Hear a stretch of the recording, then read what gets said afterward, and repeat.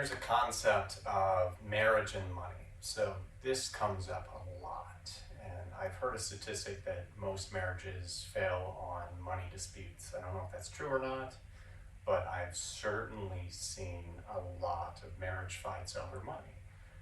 Because being the family financial planner, oftentimes I am the tiebreaker, or I at least get called in. So how we get ahead of those problems? Let's run through a couple scenarios here. So when you're single, it's easy. You make what you make, you do what you want with it. You have your own needs, wants, and wishes, and hopefully you're being intentional with your income. Then when you get married, there may be one source of income, there may be two. Someone might stop working to take care of children. Someone might have large income versus the other spouse has smaller income. And if your goals overlap, easy. But oftentimes we have different needs, wants, and wishes. So in that case, we figure out where the overlap is. Let's assume you have similar incomes. We figure out where the overlap is, that's your lifestyle, those are your needs, that's our money. You both chip into that our money budget. And then the extra money from either side, your money. So our money, your money. Household expenses, our money. Fancy purses, travel, things that one spouse may not like, but the other spouse might, your money. So is it our budget, your budget, my budget? So think about it that way. Could be you want to do a remodel, and what do we agree on that we have to do together? And then someone wants a bathroom, someone wants a kitchen. Great. Our money, your money, my money. Or you can take turns. And this should be a conversation, shouldn't be a fight. Let's try not to get attorneys involved, but definitely a dialogue. So this is how you make sure everyone feels fair. So, and like most good negotiations, no one gets everything they want. We find a compromise somewhere. So that's what we got there. So if you have similar income, it's pretty easy. It's pretty fair. But oftentimes we have a large wage earner and a smaller wage earner. And so in that case, there's a couple ways on how you can cover the budget. Sometimes the larger wage earner is generous or perhaps old school. My money's our money, your money's your money. The big paycheck pays for everything. The little paycheck pays for what you want. Or I've seen scenarios where the extra investment comes from the second worker. So oftentimes we'll have someone take time off, get back into work, and then their entire paycheck goes into retirement plans. They're maxing out their 401k, they're maxing out college funds, they're maxing out back to Roths or Roth Direct, Utmost for the kids, who knows? There's all kinds of things you can do with that, because oftentimes that extra income earner's money is just extra. It's pure discretionary. Sometimes it just gets spent on wishes, but if they want to work for something, that's a want, that's not a wish. So there you go. So if you're generous, perhaps the big income earner pays for everything, and the small income earner's whole check is discretionary. If you want to be more fair, you can pay for the household shared expenses proportionately. So let's say your gross income is $100,000 between the two of you. Let's just keep it easy. So if the gross income is $100,000 and the household costs $50,000, each individual uses 50% of their take-home into the kitty, and each individual keeps their other 50% for what they want. And so that way, the higher wage earner has the same percentage as the smallest wage earner, even though it's a much larger dollar amount for their discretionary budget versus the other one. And sometimes this can create resentment. Sometimes they got there because oftentimes, let's say the smaller wage earner didn't go to graduate school, but supported them while the bigger wage earner did. So then you just have to have that dialogue, that conversation, like, we don't want to do that. Let's put it all in one kitty. Let's pay all the household needs, and then let's split the budget afterwards.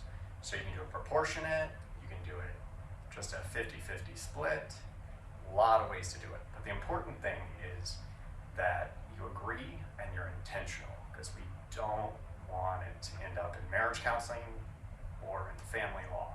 So, and you know, you don't want your spouse to feel like they're not appreciated. Let's say we have one spouse that works and one spouse is a homemaker. Like that homemaker, if you think about how much it would cost to replace everything they do, like that's phenomenal. So make sure you're honoring your homemaker and being very fair. Because if you have to hire a cook, a nanny, housekeeper, yard worker, you gotta hire a bookkeeper, all of the things that they do on the side, like that's well into a six-figure responsibility.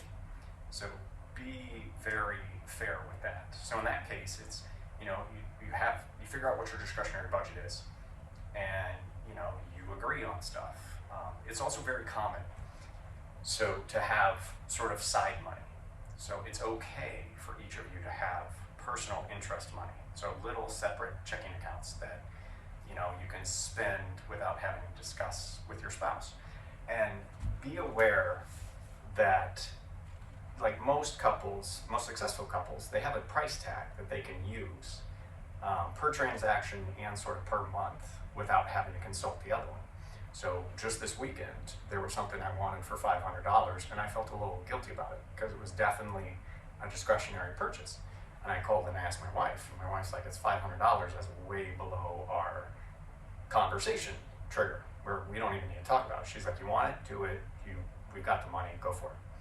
But I felt weird about it.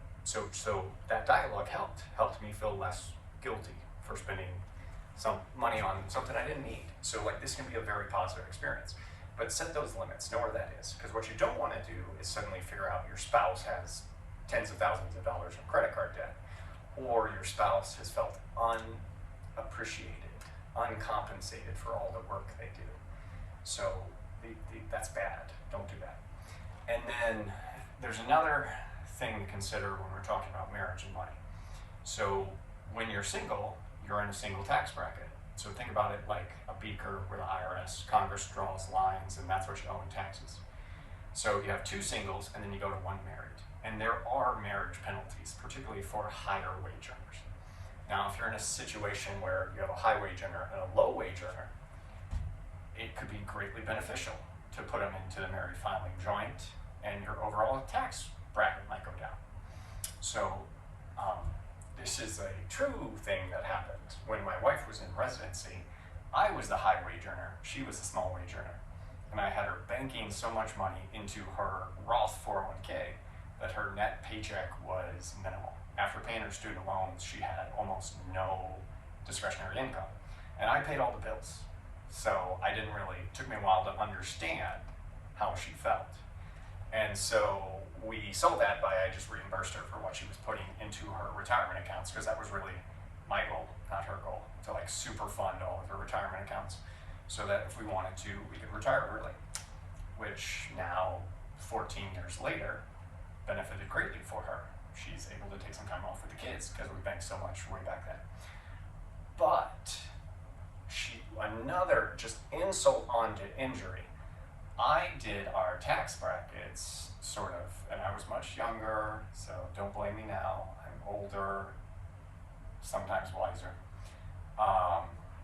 Certainly been married longer. I think I'm getting better at it.